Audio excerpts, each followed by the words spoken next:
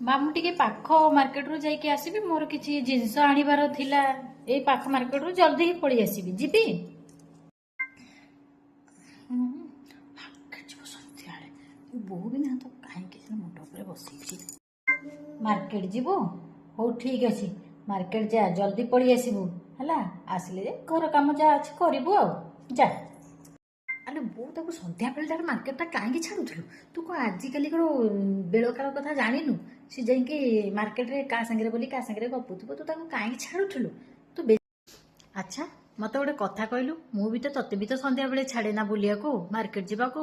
ଆଉ ଗୋଟେ କଥା, ତୋ ଶାଶୁ ବି ତ ତତେ ସନ୍ଧ୍ୟାବେଳେ ଏଇ ବାପ ଘରକୁ ଛାଡିଛି ନା, ତୁ ବି ତ ସନ୍ଧ୍ୟାବେଳେ ଆସିବାକୁ।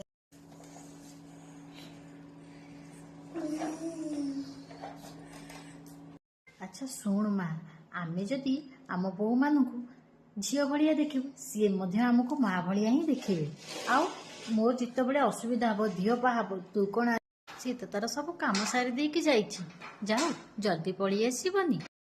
ହଁ ଲୋ ବୋଉ, ତୁ ଠିକ୍ କହିଛୁ। ମୋ ଶାଶୁ ମଧ୍ୟ ମୋତେ ବହୁତ ଭଲ ପାଆନ୍ତି। ମୋତେ ବି ସବୁ କଥାରେ ଫ୍ରିଡମ୍ ଦେଇଛନ୍ତି।